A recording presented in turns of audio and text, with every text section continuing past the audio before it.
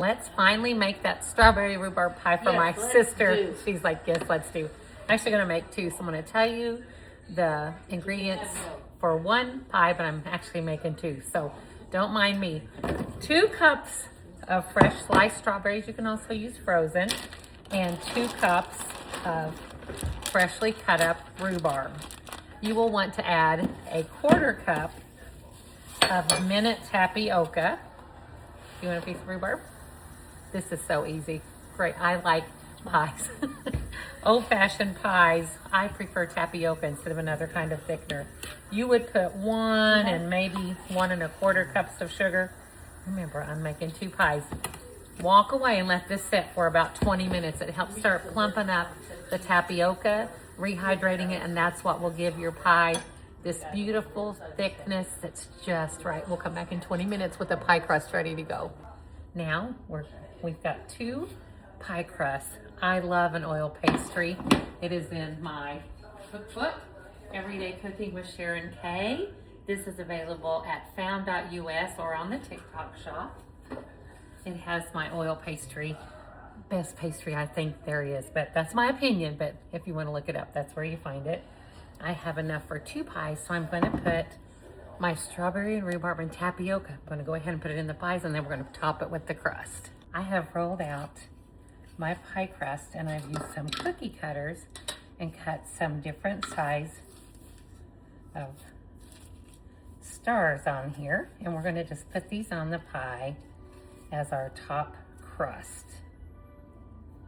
And sometimes you have to go along and make sure you pushed your cookie cutter down hard enough. Kind of trim it a little bit. I'm going to put this one right in the center, and then I'm just going to add some smaller ones around. I'll show you what it looks like when I'm done. Here's the first one. In the spirit of it being celebrating America's 250th birthday, I'm just doing little stars on this one, and I'm just sprinkling it with a little sugar. This is going to be very pretty when it's done. Now on the second one, which is still strawberry rhubarb, we're going to do like a flag theme, okay? I'm going to start by getting some of this natural purple berry blend out of the freezer. It's very blue.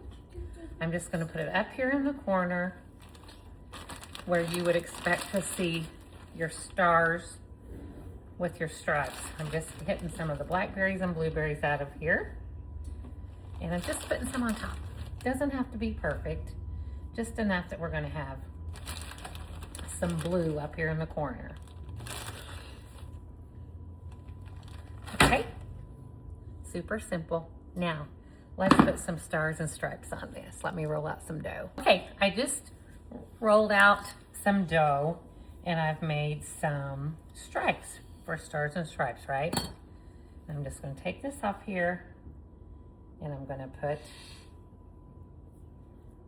some strips of dough. Every little bit. And you know, the red strawberries coming through are going to be the red, and the pie dough is the white. And you want to do it a little thick so that you have better control over it. And then when you get up to where the blue is, of course, you don't want it to be quite as long across the pie, because we're going to put some stars in there. Do you do this? It's so easy. You can make a cobbler, you can make a pie, you can turn anything into something patriotic. It just takes a little bit of imagination. And if you're in the kitchen, just think about, is there a way to make this look red and white? Is there a way to make this patriotic? Is it like this flag? I want to kind of make it look like it's a little wavy. So I'm just kind of moving my stripes a little bit to where they might be waving in the breeze. Here we are so far. Now I'm going to use those same cookie cutters and cut out a couple little stars and show you how we're going to place those. I have cut out 8 little stars. Here's the flag, and we're just going to put some stars right here on top of the blueberries. It doesn't have to be fancy. You can put them on there in whatever design the berries kind of allow. And there you go. I'm going to sprinkle this with some sugar. You could do an egg wash. I'm going to put these in the oven on 375 degrees for about 30 minutes. And then I'm going to turn it down to 350 and let it continue. And if it looks like the crust is browning too quickly, I'm just going to gently lay a piece of foil right on top. And I'll show you what they look like when they're all done.